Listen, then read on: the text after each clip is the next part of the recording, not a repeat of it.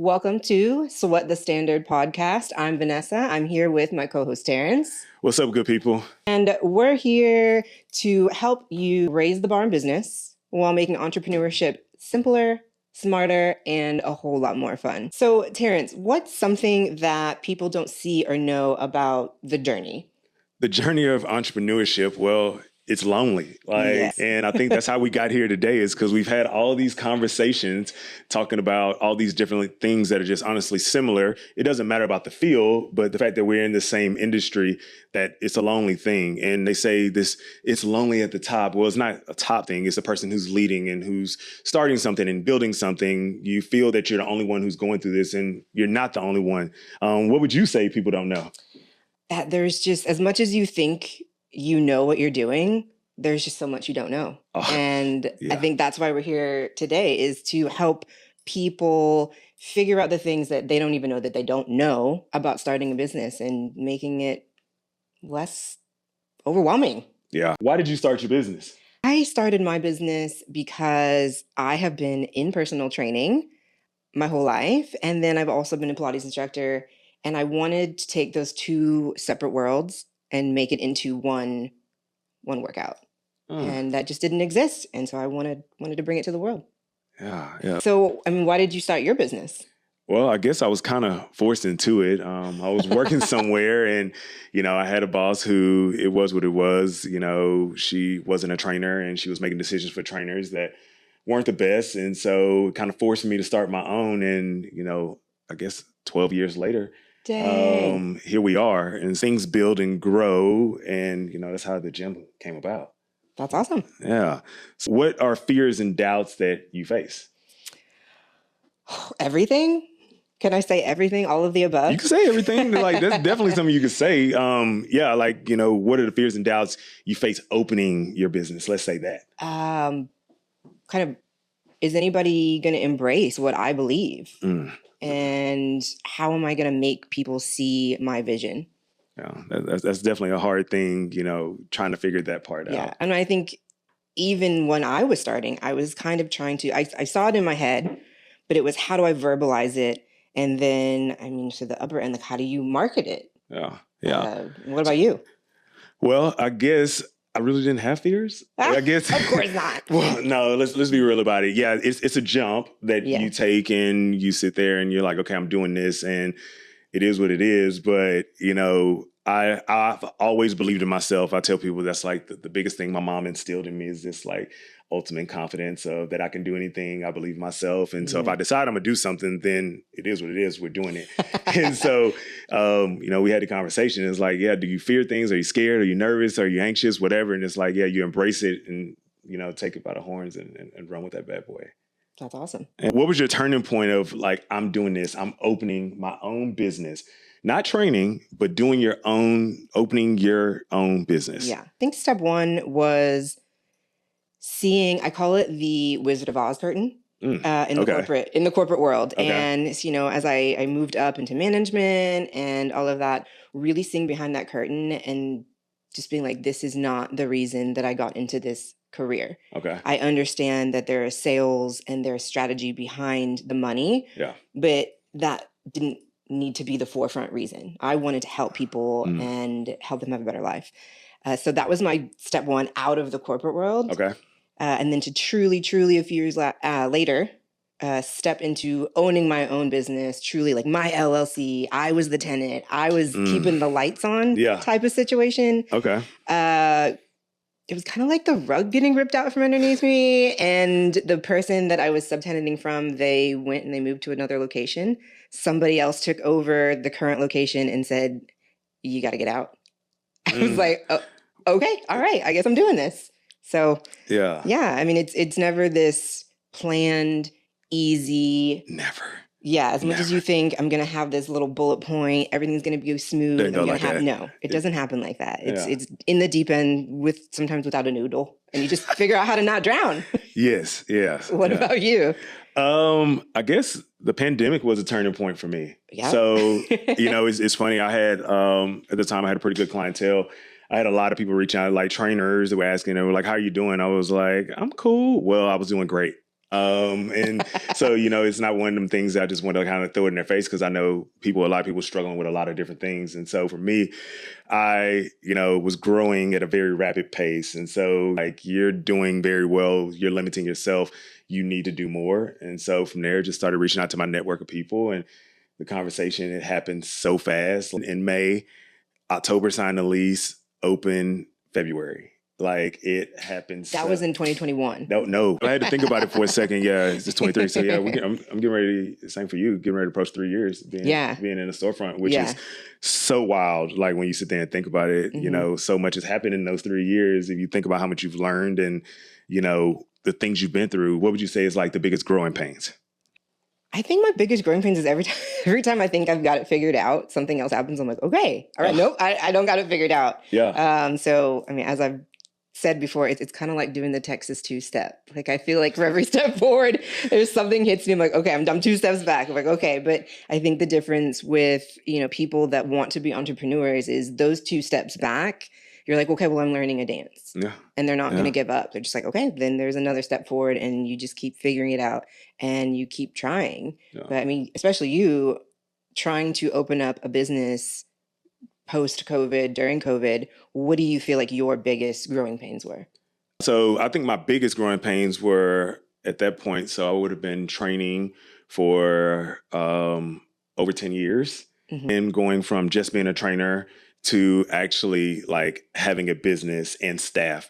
Like, that change of like was a big, that was the growing pain, is managing staff and day-to-day operations. Working with people? Like, and the staff, like, honestly, I have great staff. So that wasn't the worst part, but it's kind of like kids. You have to talk to them all differently. You love all your kids, but everybody's different. You can't say something stern to one versus another, and you have to figure out how to sit there and, talk to them. So that's that part. Then it's like, okay, yes, you have your fixed, expenses, your recurring, some people may say, or then you have your things that are one-times. Those one-times are the ones that hit you so hard. Like, is the air conditioned? Oh my God. If I hear the word HVAC one more time. Well, yeah. Like, and so, then we had the storms, you remember that? And so, that hit me, and all of a sudden, and with my build out, everything was new. So that was a big plus. And I know yours was different because it wasn't new. So that's things that are different, but everything in mine was new. So with that maintenance, so long as you take care of and do all your different things, it's cool. But then all of a sudden, you have a storm happen, and the AC unit goes out because of the storm, with the surge of power. My building where I'm at, we had dirty power, which is something a lot of people don't. What's dirty power? Yeah, exactly. So dirty power means that the surge, whenever the power comes back from the poles, and like the energy when it's being restored, or sometimes even just the normal surge that is coming into the building, it's too much. Oh. And so what happens is, it's supposed to be a certain amount of volts or whatever, and it could be double, it could be triple. And so what does that mean? You have to have these protectors and things that you have to put on there, because these are the things that you don't know that you don't know. And no one wants to tell you that. Like, and I laugh all the time with my clients. They'll come in, they'll express something to me, and they just feel like they're the only ones going through it. And it's like, no, your friend who was just in here was telling me the exact same thing. Yeah. And they're like, just know you're not the only one. Go talk to your friends. Go, talk to people who have similar scenarios and things going on. And so, it's the same thing with us. Like, I think that's a lot of entrepreneurs, but we're kind of control freaks in a way. But I think as I started my business, it was learning how to relinquish control in certain areas and trust that other people can do what I've been having to do by myself all the time. Well, yeah. And who to trust. That's also an issue. So there's multiple layers. Yeah, and you have to find support from different places. And so where would you say, you found your support tools? My clients. Yeah. They are entrepreneurs. They've been in that world. They're my mentors. They're my support system. And they love me for obviously where I was before. And they've watched me grow up. They're like my parents sometimes. They put me in check. Yeah. And then I have my outside group, my little tribe, where I get to be quirky and weird. And they don't judge me for it. They're like, oh my gosh, like we love this weird part of you. And my entire life, I grew up feeling like my weird was not right. See, I embrace that. I love now that. I do. Oh, I've always loved that. I love being different. Like I do too. I'm unapologetically like, I'm weird, and if you don't like it, move. Yeah, well, you kind of have to treat it that way, You do. and treat others that way too. It's like sometimes everybody shouldn't be in your space. Like you said earlier, it gets lonely. Yeah. But there also has to be a confidence in your loneliness and saying, you can't be in my circle anymore. Yeah. You can't be in my top 5. And I love you. Maybe you've never wronged me. Yeah. But what I'm trying to raise the bar to where I am at, Yeah. you're not that person. I don't want to be the smartest person in the room anymore. I want to be challenged. I want to be a little knocked down on my confidence because there's somebody around me that makes me want to achieve better. Yeah. So, I mean, what support systems have you found helpful? Well, I know it's such a loaded question. Well, went through my whole first year and it was terrible. I feel bad for the staff that had to deal with me during that time. We're trying to learn and figure this out, but I was able to find a really good mentorship company that like mentors gyms and owners and things like that. And so that right there implemented systems that helped me. And so like that tool played such a big part. Similar to you, like my clients, they're great. Like, and so as I was, wanting to open a gym, like I put this business plan together and all these different things. And I go to my clients and, they're like, oh, I don't invest in those type of things. I was like, no. I don't want you to invest. I want you to read this. Tell me what's wrong. Where's the flaws? Look at these numbers. Tell me all those different things that I don't know. Because, you know something, you may be an expert in your field, but there's someone who knows more, who's been through. And that's the beauty, I think, of training. You get to have these conversations with people who know things you don't know. And so you could be a fool and just sit there and take it as, oh, it's just a conversation. Or you take it as like, all right, this is a chance to learn and grow. And I always just bank things. I have conversations all day long. And I just bank things and can't buy having those conversations. Priceless. Every single day, all day of those people who've learned and been through life and experienced things that you haven't. And, and so from there, it's like I pulled things back from like 10 years ago. It's like, yeah, I remember they said that. But now I'm at this place where I can actually implement and use that. And so, clients, shout out to all the clients out there. Yes, shout out. Thank you. That hold us down and, make sure we stay on track and are able to achieve these things that we're doing now. With everything that you've learned from clients and just over time, what would be, some tips or lessons that you would give to others thinking about starting their own business? The biggest thing I say, and someone said this to me, I guess it would be probably, they said, find a lane and fill it. Like that right there is probably the biggest thing that's ever stuck out to me. And I tell people that, people go, okay, find a lane and fill it. So truly, what does that mean? That means that, you have a skill, you have a cert, you have a degree, you have a whatever, look at the industry you want to go into. And then look at yourself. You have to know yourself and what you actually bring to the table. Don't go try and do something that is completely like not feasible for you to do. But then from there, insert yourself into the industry, insert yourself into the work field and be able to like, okay, like, cool, I can do this. This is not being done. Let me carve out this whole path. And so, finding a lane and filling it is like huge because like if you do something that is original to you, and, someone copying you is just the ultimate form of flattery, but don't be offended by it. It's okay, but they will. If you do something great, they're going to copy you, but it is original to you and they're trying to copy and duplicate you and it is yours. And so what would you say is, biggest tip or lesson you would give? Don't be afraid to ask questions. Ooh, that's a real good one. I know, right? Yeah. Don't ever feel like it's a dumb question, a stupid question. And then, man, just be ready for everything to go wrong.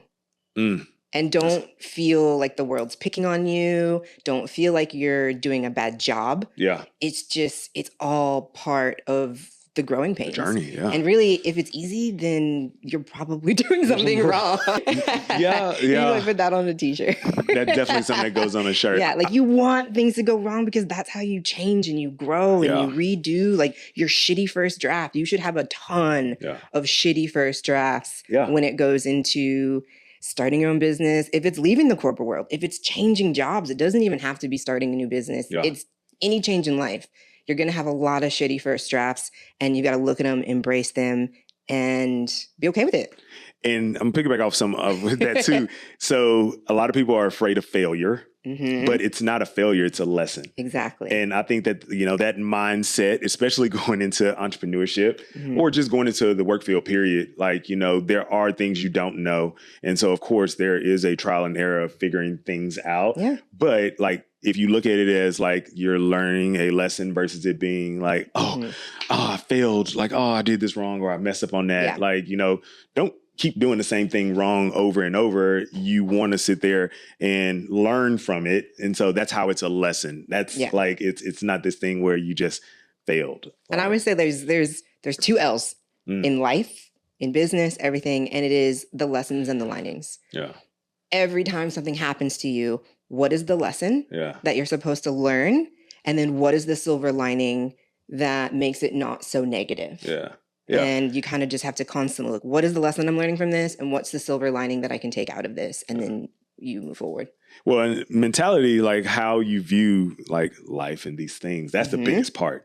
Like if you're going into it and you're a Debbie Downer with shit, you're not going to be able to succeed in entrepreneurship. And you're going to struggle in the field unless you're just really... Well, you just add it to the list. Yeah. But, your mindset of like, you're going to get things done. And I think that's a big part of it too, is a lot of people who are entrepreneurs, like you just feel like you could do it all yourself and you can get it done. And that's me. I'm learning y'all. Well, and and that's how we've built good teams to like be able to take time off and step away and go. And I know probably I need to get better about that, but I have goals. Like, and everyone knows I want to retire at 50. So I'm here for it. Yeah. But with that being said, you have to do all the right things and put people in place to be able to get to that place. Because if not, you look up and you're 50 and you're still grinding, like, and getting nowhere. And we're losing more hair, going more gray. Yeah. Ooh, yeah, all that good stuff. Let's do a fun little rapid fire situation. We don't have a lot of time to think and you just answer. Ooh, okay. Yeah. Well, all right, let me get myself mentally ready. All right, cool. All right, go. Favorite song that motivates you as an entrepreneur? Ooh, okay. All right, so this song, it's really wild because a lot of the words actually connect directly to me. Oh, okay. That's precious. And so, like I told you before, I was like, this song actually, I get emotional when I hear it because it kind of like speak really to the journey I go through. It is "Am I Dreaming?" by Metro Boomin and A$AP Rocky. Okay. And so the "Am I Dreaming" is really wild because basically talks about like living this life, how hard it is, but like you're just not gonna give up, how you keep going. He even makes a reference to, Jordan's in there. Everybody knows I'm a sneakerhead. And so it talks about these things and it's like, yeah, am I really dreaming? I'm living this, honestly, like amazing journey, life and things like that. I'm living this. It's hard, but I'm not going to give up. And so, yeah, Am I Dreaming by Metro Boomin and A$AP Rocky. That's me. Okay. So what's yours? It's, again, I'm a little off the cuff. So it's by Breaking Rust. Okay. And it's called No Apologies Left in Me. And it's kind of like this soul country grunge, real slow. Okay, now when I listen to this, I'm gonna have to close my eyes so I can kind of really feel it. But okay, I'm listening. Go ahead. Oh, you're lucky I'm not gonna sing it to you today. But it's basically just being unapologetically, like, I've apologized for so much my whole life. I've tried to fit into the mold. And it's just saying, I don't have any apologies left. And if you don't like who I am, I'm not sorry anymore. And then just get out of my lane. Like, you don't have to be in my lane. Yeah. But I'm not apologizing for who I am, what I do, how I roll. And that's just kind of, I feel like that's the fight I've been fighting. And I keep fighting that even to this day. And this is like my, I don't apologize for who I am era. Okay. Okay. I like it. All right. Rapid fire for you now. Okay. All right. If you had only one other position on your staff, what would it be? Marketing. Okay. Why marketing? Because I have this vision. You have these visions. You have these ideas.